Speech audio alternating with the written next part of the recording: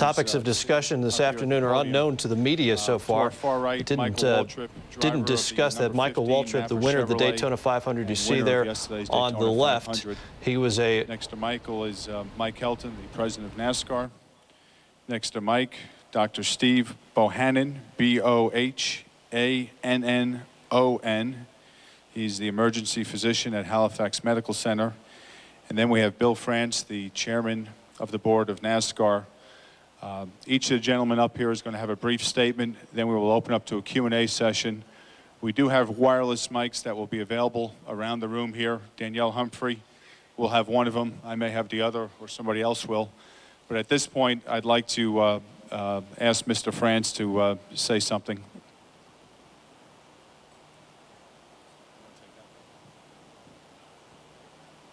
Thank you, John. Number one, this is a tough period in NASCAR's history. I can't think of any time it's been more tough.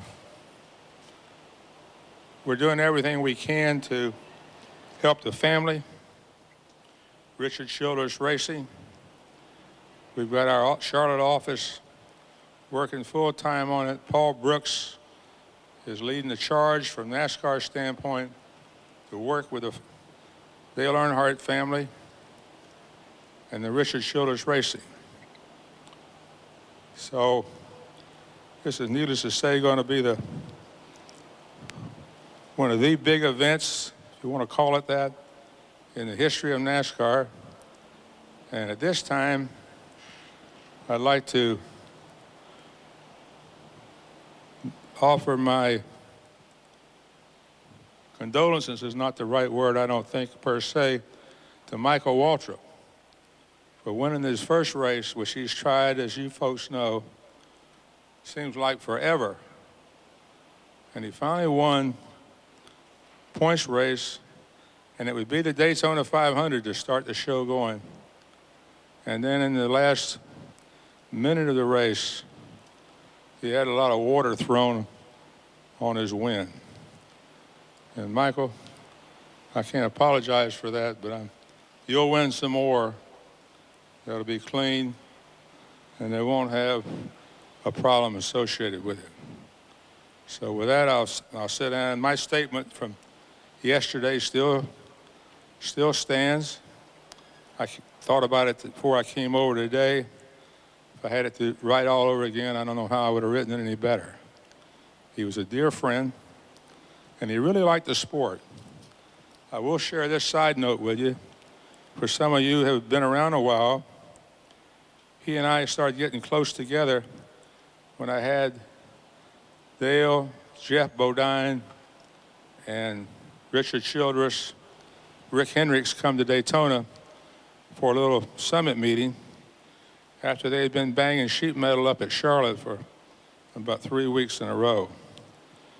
And I pointed out to them that after I was gone and after they were gone, the NASCAR Winston Cup Series would hopefully be going as strong as ever. They both understood that and recognized they had a page in it, along with a lot of other people, including my father, Dale's father. So anyway, he really was a booster. Dale, I'm talking about, was a booster of NASCAR. The series, whenever you asked him to do something to promote the series, he always stood tall. So with that, I'll turn it over back to John. John? Thanks, Mr. France. Mike? I think all of NASCAR certainly echoes what Bill France had just commented on, the fact that that Dale Earnhardt was the driver for NASCAR, and it played such an important role in all of our energy level and enthusiasm that has built NASCAR to what it is today. And it's hard to comprehend the statistics sheets for Dale Earnhardt. They're now permanent, but it's real easy to understand that Dale Earnhardt will be a part of this sport for many generations to come. The only other thing I have on behalf of Richard Childress, he asked me if I would read his statement. And this is from Richard Childress, the president and CEO of Richard Childress Racing Enterprise. We all know Richard and Judy. Words cannot express the tremendous loss all of us at Richard Childress Racing are feeling at this time. All of our thoughts and prayers and deepest sympathies are with Martha, Teresa, Carrie, Kelly, Dale Jr., and Taylor Nicole, and the entire Earnhardt family. Dale Earnhardt was much more than a race car driver. He was a very loving husband, a proud father and grandfather. He was a successful businessman. He was also a hero to millions of racing fans throughout the world. Dale was my friend. We hunted and we raced together. We laughed and cried together. We were able to work side by side and have the success we had for almost 20 years because first and foremost, we were friends. I will miss him always, for he was the greatest. And that was the statement from Richard Childress Racing that was released today. John?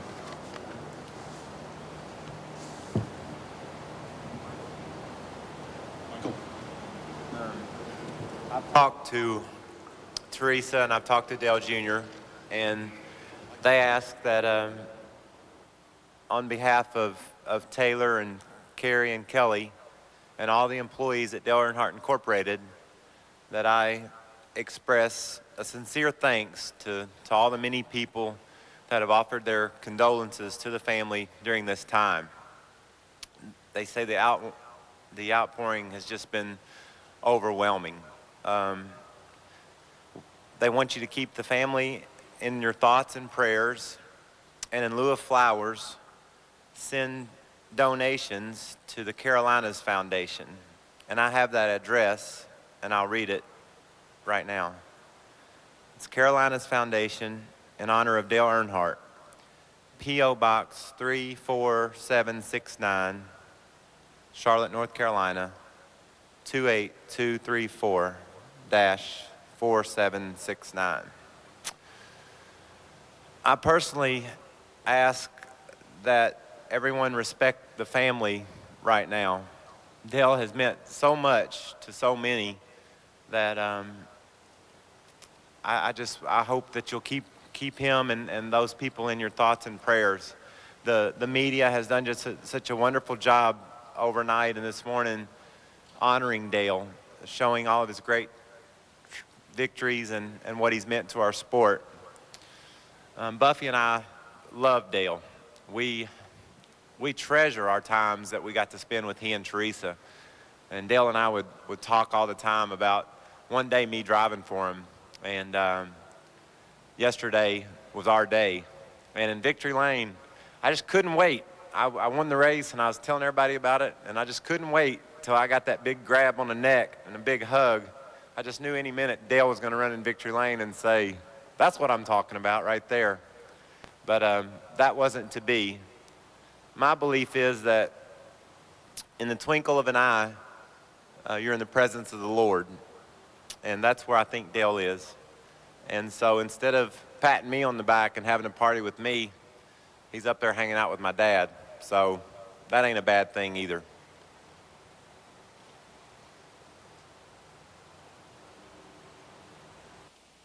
Doctor? I've been asked to basically reiterate what happened yesterday, my involvement in that. I was stationed at the backstretch on an ambulance. I saw the car sliding between turn 3 and 4. We were dispatched a short time later to help. There's already ambulances in that area that were already in attendance when I arrived. There were medical personnel attending to him. There were a lot of firefighters that were working on and around the car with saws and jaws of life. The access was fairly limited.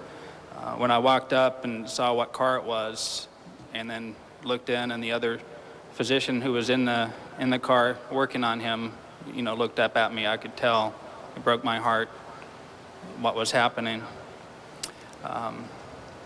After a period of time, the roof was finally removed, and the doctor and I both felt like we needed to go as soon as possible to get him definitive care if possible.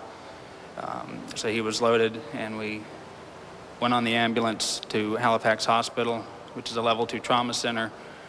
The hospital had already been notified beforehand and had mobilized a full trauma team, including a neurosurgeon, a trauma surgeon, an anesthesiologist, and several emergency room doctors, as well as nurses and X-ray personnel. And when we were met there, everyone did everything possible. CPR had already been begun from the first ambulance crew. That was continued. His airway was stabilized, and he was placed on a ventilator. Chest tubes were put in, IVs, various tests were run. He was given cardiac drugs to try and get the heart started again. But the attempts were futile. And after about 22 minutes, the physicians all in attendance all agreed that we should cease our efforts. At no point was he ever conscious. He was not breathing and had no pulse from the time of the first paramedics' arrival. At 5:16 p.m. at Halifax Hospital, the physicians in attendance, we all decided to cease our efforts, and he was pronounced dead. His wife, Teresa, was there at the bedside through most of this and held up wonderfully. Various race people began showing up after that, and it was a very trying experience on my part. Most of the time when I deal with patients, I don't know them, and we try and distance ourselves, but this was someone who I knew who he was, and I knew what we were dealing with, and it was very hard. But I feel like everything that possibly could have been done was done for him. That's all I have. At this time, we'll open up to a Q&A. Dave Kobashevsky's over here. Dave, if you'd raise your hand. And on this side of the room, Danielle Humphrey. If you do have a question, they can give you the microphone. And if you would give your name and affiliation, then ask the question. Thank you very much. Don Sider, People Magazine. Could you talk us through exactly what happened? Seeing it on video over and over again, you're not exactly sure what happened on the track. Well, I'll take that one, I don't know that you can explain exactly what happened other than what you see on the video. It was a racing accident. There were a lot of guys coming through the turn at the same time, and they were charging hard back to the checkered flag. Dale wanted to be where he was. Sterling wanted to be in front of him. The other guys, Kenny Schrader and the other drivers were all packed there side by side racing back to the checkered flag. I don't think we know any more details other than what you see on the video.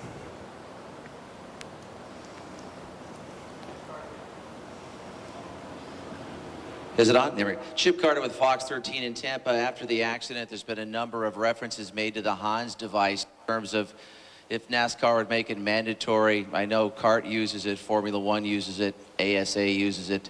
Is this something that NASCAR would look at after another accident like this? Well, I think it'd be interesting to get Michael's perspective on the Hans device. You've heard ours before, but maybe ask a driver in this circumstance. The Hans device is something that I think all of us are curious about, and some drivers are wearing it. Others have tested it and elected not to use it. There's mixed reviews about it. People like the way it stabilizes your head in an incident, but people also are concerned about it's cumbersome and hard to get in and out of the car, which would be a concern during an accident as well. So the area inside of the race car where I sit, when I'm in there with all my stuff on, my belt and my helmet, that's my responsibility. I try to make sure that I gain all the knowledge I can for what's out there to be as safe as I possibly can. And the Hans device is an option. It's just something that I haven't elected to use yet. And I don't know, I don't personally think that is something that should be made a requirement, a rule. I just think that it's something that the drivers need to investigate and find out if it's right for them. Ed Hinton, Tribune Newspaper Group for Dr. Bohannon. Doctor, after the autopsy report today, is it your interpretation of the autopsy that the cause of death was indeed what you suspected yesterday, which specifically was basilar skull fracture? Yes, it is. When you have a force that'll fracture the base of the skull, such as this, there's also a lot of damage to the base of the brain. The brain is soft tissue. It bruises, it bleeds. And so more than just a fracture to the base of the skull, I feel there were probably significant injuries to the base of the brain, which were the cause of death. Over here, Dave Calabro, WTHR Indianapolis. Mike, curious about the schedule this week. Will the racing go on this weekend, or will this race be moved? Do we know yet? No, it'll go on in Rockingham this weekend, yes.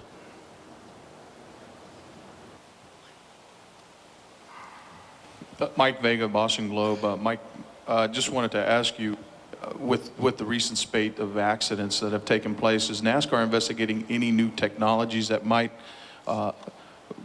prevent a driver from suffering these type of injuries in a rapid deceleration type of accident? Well, we're always investigating safety issues, and I've mentioned to several of you, if you go to Talladega or Darlington and look at a race car that's on display there and look at the cars the guys are using this weekend or this season, you see a great, vast difference in a lot of parts and pieces on the race cars.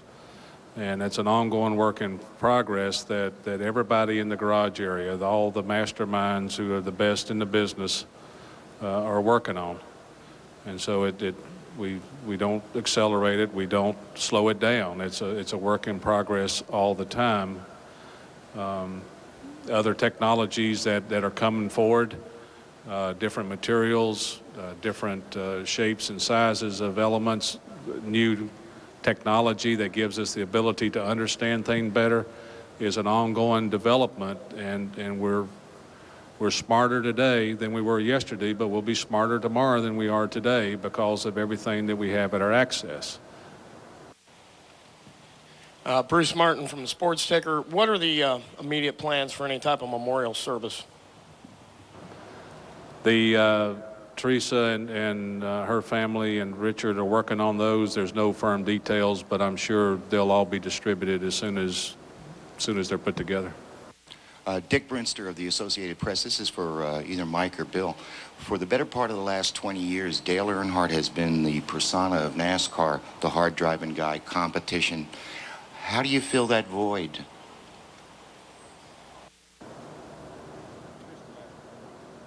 He asked how you fill that void. It's going to take time, if we ever fill it. And I'm sure we will, because life has to go on. And I touched on my remarks earlier that when Dale and Jeff Bodine came down, they had a good appreciation for the sport and where it was going to be going down the road, what part they were going to be playing in it, and the window they were going to be playing it in. And so somebody's going to come along. Curtis Turner was a hard-driving driver in his day. Fireball Roberts, Joe Weatherly. There were a number of drivers in their respective era. Roy Hall and Lloyd C., which is back before World War II. With the Dale Earnhardts of their era. So Dale Jr. looks to me like he's got pretty good potential too to follow in his father's footsteps. Back here, gentlemen, Rick Leventhal from Fox News Channel. I understand that the Hans is optional at this point. But at what point do you require safety equipment if you determine that it might save lives? What's the process that you follow? And are you in the process of looking at that now with this piece of equipment? Well, there's no formal process per se outside the rule book other than the fact that safety is our #1 concern. And in specific regards to the Hans device, it's more than just an option. NASCAR recommends drivers to try it and to work with the developers of it to perfect it for stock car racing, which is unique to open wheel racing because of the configurations of the cockpits and everything. So it's a joint effort by every mind in the NASCAR garage to make all these elements work right, and we'll continue that effort. And the process just is an ongoing, from the inspections to the rules to the drivers' meetings. That whole process is all safety orientated. Carl Catala from Florida Today. I'm just curious, is NASCAR going to retire the number 3? We haven't thought that far down the road. Richard Childers is licensed to car number 3 for 2001, and we'll address that later. Mike DePasquale from WSVN, the Fox affiliate in Miami. Mr. Helton, as far as safety, would the aspect of soft walls once again be considered, considering what happened yesterday? Well, they've never stopped being considered. Again, it's a matter of understanding that technology, what's available, how you can implement it correctly, and how it can do some good. Again, I reflect back on the history of the sport. You look at a lot of racetracks where we race at, and we've gone from tracks without any walls at all to wooden barriers to guardrails to concrete barriers. There very well may be a new substance out there that replaces concrete. We have not found it yet that warrants the positive side that it needs to warrant to make that change. Concrete's still the best barriers that can be incorporated at a racetrack to balance the racing with the spectators. But we'll not give up on looking for that new technology. But in the meantime, we simply are not going to react for the sake of reacting. And we're not going to do something just because it's a reaction that we can take credit for. We will do it when it's the right thing to do. Michael, Paul Newberry from Associated Press. Do you plan to speed up your trying the Hans device, for instance? Do you think you might wear it this weekend? And also for Dr. Bohannon, you had mentioned yesterday you weren't sure if the Hans would have saved Dale's life. You didn't think so. Is that opinion changed, or can you be more definitive about what it might have done in that accident? I plan on testing the Hans and have planned on at Atlanta next week, not this week. So I'm not planning on running it at Rockingham this weekend, but I've been preparing to test it at Atlanta and see if I'm comfortable in it and if I feel like I can get in and out of the car like I want to. I have a hard time getting in and out of the car without a helmet on because I'm so big. And with the safety nets that we run now, it's a squeeze for me to get out of there. I can do it perfectly, but I just got to make sure I can do it with a helmet on, or look at the options that might be available of taking it off.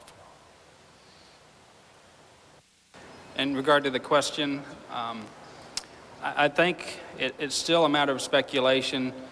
Even if you restrain the head and neck in this type of an injury with the forces that we're talking about, you know, hitting a concrete barricade at 150, 170 miles an hour, whatever, there's still one more element that you have to address, and that is the body has internal organs that are free floating. The brain is floating in fluid. The internal organs, the heart, the liver, are all floating inside the body. Even if you restrain the body, the head, the neck, the chest, all those organs internally still move at time of impact.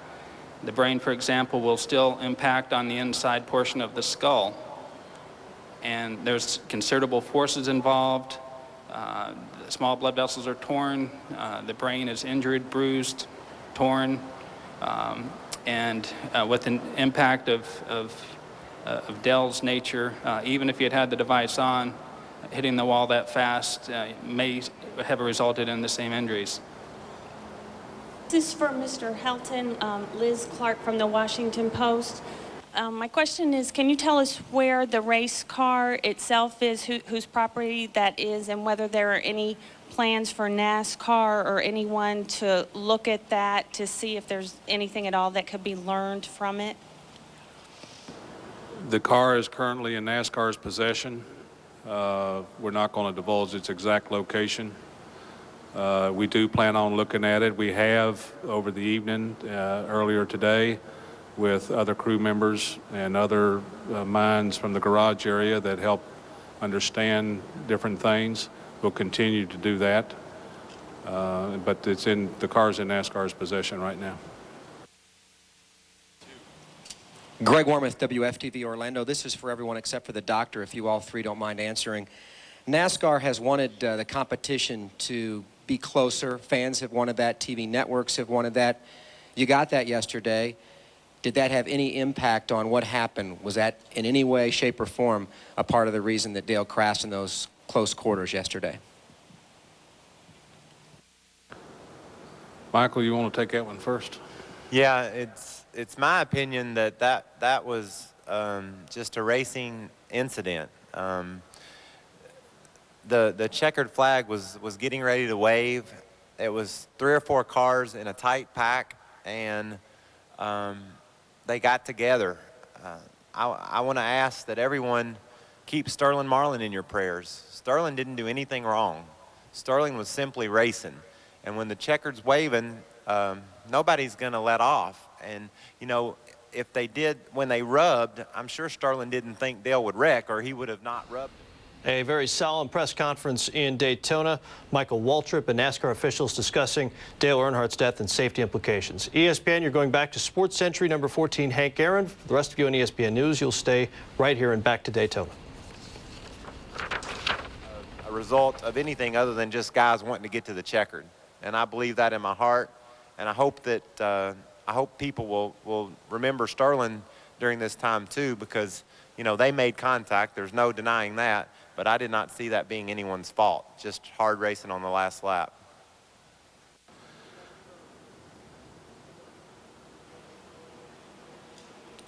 Jim Utter, Charlotte Observer and Doubts Racing. It's for Michael. Michael, when you look back as a driver over the last 9 months, there have been 4 driver deaths. Do you look at them as a group and say, we might have a problem, or do you look at them as individual racing incidents? I look at them every way I can. You know, a couple of times throttle's stuck and caused a problem. We've addressed that the best that I think that we can in order to avoid that from happening again. The wreck that happened in Texas was just a terrible looking crash. He just got turned in a bad manner. So when I'm driving, you know, I'm always mindful that I gotta finish in order to win, and I can't wreck. And so I try to make sure I keep my car heading in the right direction. That's probably a result of seeing wrecks over the years. The deal yesterday, I don't know I don't think I could learn anything from that. I think Dale was doing what he loved to do, and he was coming for the checkered, and his 2 cars were winning the race, and I didn't realize it at the time. I thought Dale Jr. was you know, just pushing me along and helping me out. I didn't know the thunderstorm that Dale was fighting in back there with all those other cars, and you know, he was just doing his job. And close racing sometimes makes contact happen. When contact happens, you hit the wall, and Schrader hit it, and Schrader walked away, and Dale didn't. But I don't think anyone could have done anything any differently in that situation to help Dale. Okay, at this time, we'd like to conclude the press conference. Thank you all for spending the day, extra day for many of you here in Daytona Beach. An understandably somber news conference in Daytona. We heard from Mike Helton, president of NASCAR, Bill France, the former president and current chairman of NASCAR, and Michael Waltrip, who has had a roller coaster of 24 hours, to say the least. Waltrip, of course, the winner of the Daytona 500 Sunday, probably in part because his car owner, Dale Earnhardt, was trying to create space for him and Dale's son, Dale Jr., to race towards the checkered flag. A couple of highlights from this. Bill France Jr. calling Earnhardt the greatest driver ever, reiterating his statement from Sunday. Mike Helton reading a statement from Earnhardt's longtime car owner, Richard Childress, who was obviously too shaken up to be there. And Michael Waltrip said he spoke to Earnhardt's wife, Teresa, and son, Dale Jr., who had expressed their thanks to the many fans around the country who have expressed their condolences on the death of the 49-year-old NASCAR legend. We also heard from Dr. Steve Bohannon, one of the doctors present after the crash. Bohannon was with Earnhardt as he and other doctors endeavored to save Earnhardt's life, just saying Earnhardt was never conscious after the crash and describing his injuries as life-ending. He speculated yesterday that Earnhardt may have died upon impact. The official autopsy report today said reported Earnhardt died from, quote, blunt force injuries to the head. As we said, a somber day, and must have been for you. Mike Massaro of RPM Tonight is standing by live in Daytona. And Mike, what did you get out of all this? Well, I got out of it that NASCAR has addressed the safety issues a little bit like they have over the last 9 months since the first death back in May at the New Hampshire International Speedway. They are looking at issues on an ongoing basis. That has been the process for NASCAR since their inception back in the 1948 area. It's an evolutionary process. What Mike Helton had mentioned, if you do look at a race car here at Daytona, what they race now compared to what they raced, say, 20 years ago, the car looks extremely different. Believe it or not, there was a time when such a simple thing as the window net did not exist. That had come into play in the mid-'60s, I believe, and that has made a tremendous difference as well. But the entire race car is an evolutionary process. Safety is going into that race car on a yearly basis, and I expect that after NASCAR examines Dale Earnhardt's car, they mentioned they do have it in their possession. If they do learn something, I'm sure that they will implement a new rule for specifications and how to build those race cars in the future. As you mentioned, and as Mike Helton mentioned during the news conference, safety is an incremental process. It's going to go step by step. But clearly, after we got through the preliminaries here, safety, the issue, dominated this news conference. 4 deaths now in a year's time on various NASCAR circuits. What do you think is the most likely thing to happen out of all this? And will the death of Dale Earnhardt, probably the most recognizable name on the NASCAR circuit today, will that accelerate the process? I think so, indeed. And the most likely thing to come out of this, Matt, is that I feel the veterans will become a little bit more vocal. In the past, they've kept it a little bit close to the vest and been a little bit more politically correct and not as outspoken. I do think that you'll hear some people like Mark Martin, Rusty Wallace, Dale Jarrett, Bobby Labonte voice their opinion a little bit more loudly now as to what they think should be done. The Hans device, as we've discussed so many times, is an option for these drivers. Michael Waltrip, I think, hit it on the head, summarizing the veterans' opinion of the device. They're a little bit resistant, more so old school, and don't want to go to that device without feeling comfortable with it first. I've seen the younger drivers in this sport adapt to it more quickly. I spoke actually with Dale Earnhardt only a few weeks ago in Las Vegas on the very issue of the Hans device, and he told me straight out, he said he's not comfortable with it and he won't do it. Michael Waltrip kind of said the same thing. The biggest drawback with the Hans device is that it makes it very difficult to get out of the race car after a crash, which could be a detriment in itself, especially in the case of flames. But of course, the positive side is that it does stabilize the head and the neck so that it would limit some of that force that they sustain in a violent wreck. Mike Massaro in Daytona, thank you very much for your time, and we'll look forward to your reports on RPM Tonight. Thank you, Matt. ESPN News will return in a moment. More on the tragedy of Dale Earnhardt, dead at the age of 49.